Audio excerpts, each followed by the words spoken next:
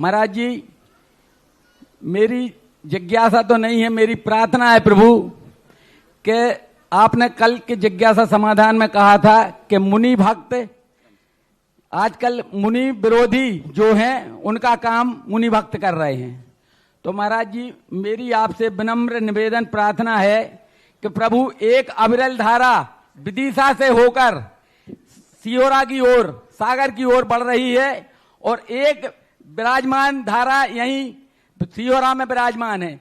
जिस प्रकार ऊपर की वेदी पर प्रभु भरत बाहुबली विराजमान है, तो मैं पूरे सागर जैन समाज, बल्कि पूरे भारत की जैन समाज से की तरफ से आपके चरणों में निवेदन करता हूं कि प्रभु अगर मुनि विरोधी और मुनि भक्तों को आपके मुखार बिंद से कुछ सबक मिले, ऐसी प्रार्थना है प्रभु कि दोनों धाराओं का संगम इसी सिहोरा के प्रांगण में हो और एक विशुद्ध धारा और एक सुधा धारा, दोनों धाराओं का मिलन इसी सिहोरा की धरती पर हो और एक ऐसा महाकुंभ यहां रचा जाए प्रभु कि सारे मुनि विरोधी और मुनि भक्त दांतों तले उंगलियां चबाएं। भगवान मेरे द्वारा मेरे पुण्य इतने, महाराज जी ऊपर की वेदी में मैंने भगवान भरत और बाहुबली, पहले भगवान बाहुबली यहां आ रहे थे, उसके बाद आचार्य श्री ने और यहाँ की समाज ने निवेदन किया कि एक प्रतिमा यहाँ नहीं, एक प्रतिमा और भरत की यहाँ विराजमान होना चाहिए। तो भगवान दोनों भाई इसी मंदिर में, इसी सिहोरा की धरती में, इसी मंदिर में विराजमान है। तो भगवान मेरा निवेदन है, मेरी प्रार्थना है कि अगर ये दोनों धाराएं इसी सिहोरा की धरती पर महाकुंभ के रूप में यहाँ महाकुंभ लगे, तो इसके लिए भगवान आपसे पूरी भारत जैन समाज की तरफ से मेरी प्रार्थना है। भगवान नमोस्तु नमोस्तु नमोस्तु। प्रश्न कल ये आया था क्योंकि पहले लोग मुनियों का विरोध करते थे, उनको अपन मुनि विरोधी कहते थे। आजकल मुनि विरोधी बिल्कुल शांत है, क्योंकि वो उनसे मैंने पूछा था कि आजकल तुम लोग शांत क्यों हो गए, क्योंकि आप सबकी दृष्टि में सभी मुनि अब तो मान लिया तुमने। बोले महाराज हमने माना नहीं है, अब जब मुनि विरोधियों का हमारा काम जब मुनि के भक्ति लोग कर रहे हैं तो अपन शांत रहो, अपने भाई को भुला दो और खत्म करो।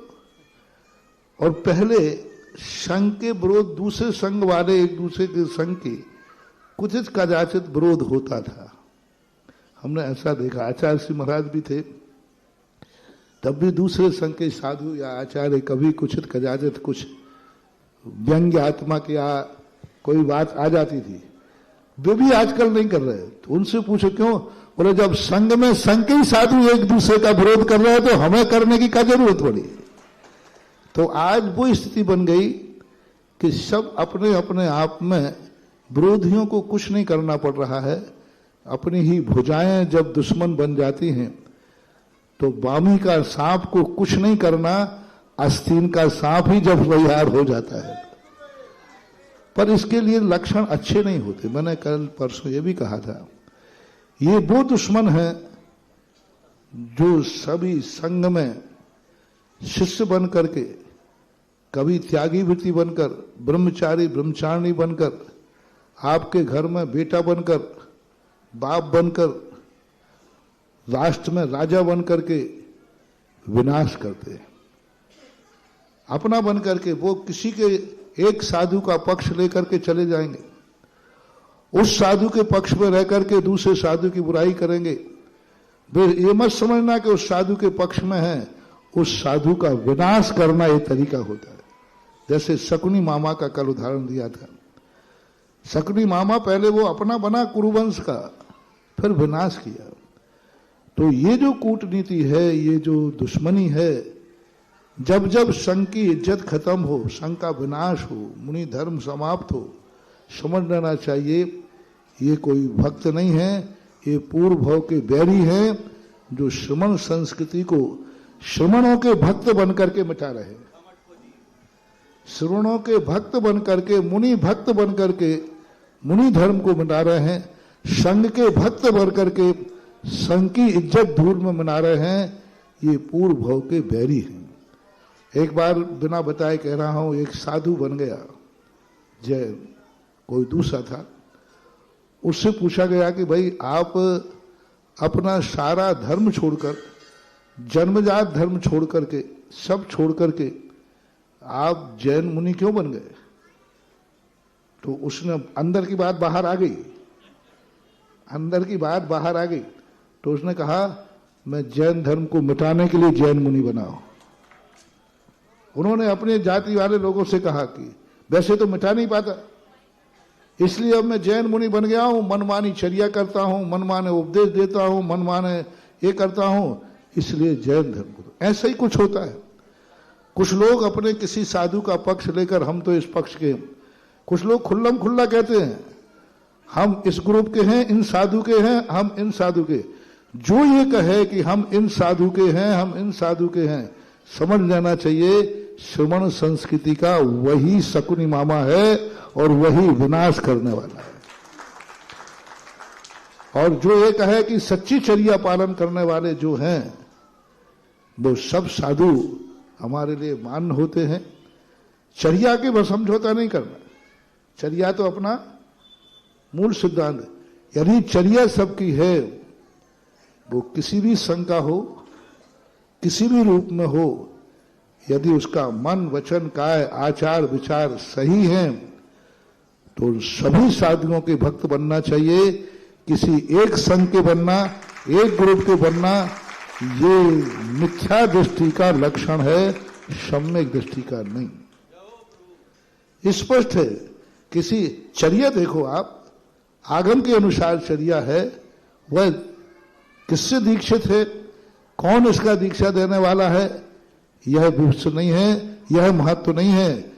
उसकी चर्या यदि आगम के अनुसार है तो हमारे लिए बराबर है।